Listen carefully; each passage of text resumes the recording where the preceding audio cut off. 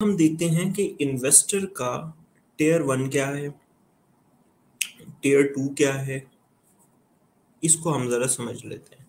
अच्छा, एक है ऐसा इन्वेस्टर जो कि बिल्कुल उसकी किचन इनकम हर चीज़ बिल्कुल सेट है, उसके बैंक के अंदर एक एक्स अमाउंट ऑलरेडी पड़ी हुई है और वो बोल रहा है कि भाई रादर देन इसको यहाँ पे रखे रहने के let's invested in some venture और इसको ज़रा हम देखते हैं। यानी वो खुला डुला सेटअप है उसका, उस और वो अपनी उस एक्स अमाउंट में से कोई 5% जो है वो इन्वेस्ट कर देता है।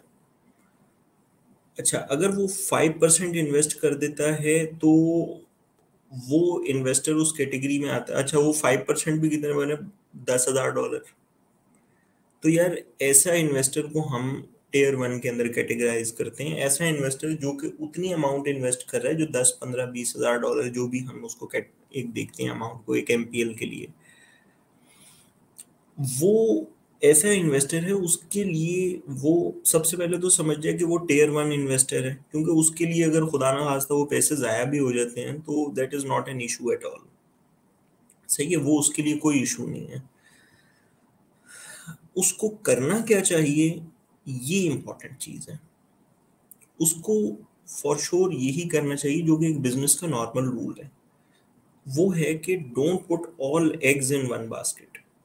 अगर वो एमपीएल भी कर रहा है तो always do it in partnership. भाई वीए के हाथ में ना आप प्लीज दे दें।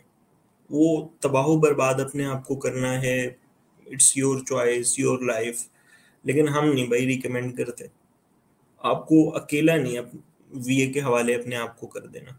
आपने उसके लगवाने हैं पैसे, आप उसके पैसे लगवाएं, आप उसके साथ पार्टनरशिप बिल्ड करें, पार्टनरशिप बिल्ड करें और मल्टीपल करें, मल्टीपल करें 10% तक।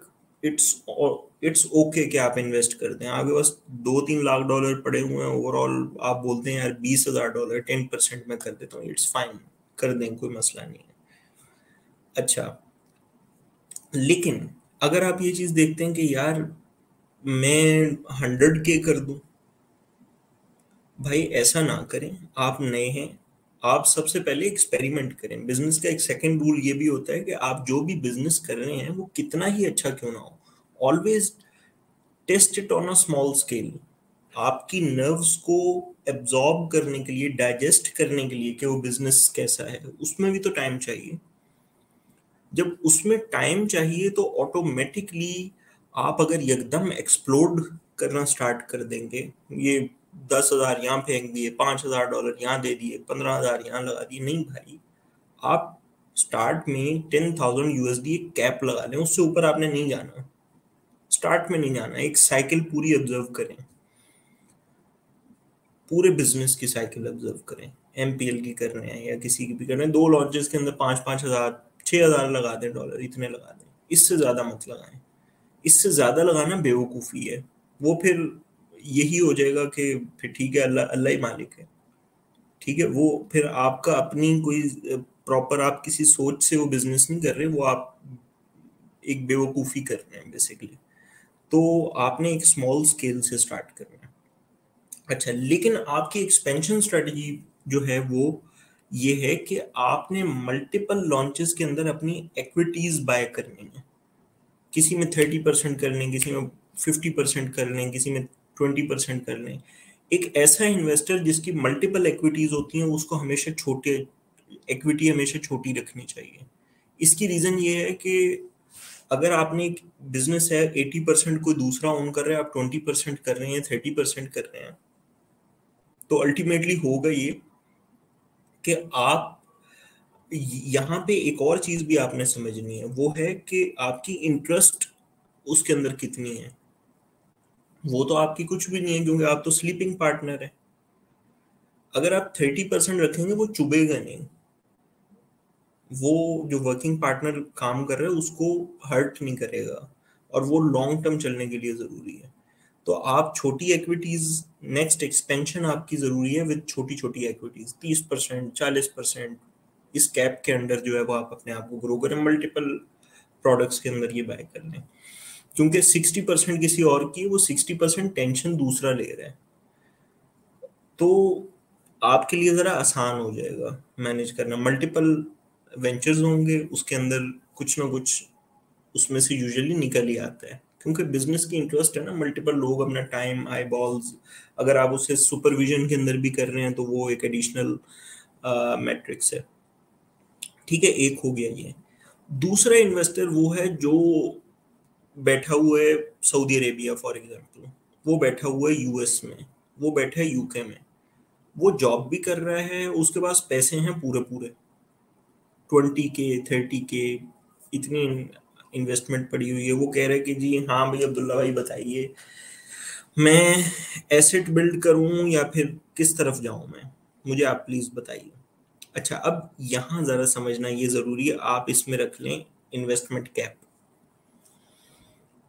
आप ये चीज देखें कि आपने एक एसेट क्रिएशन मॉडल में आपने 5-6 हज़ार डॉलर से ज्यादा नहीं लगाना।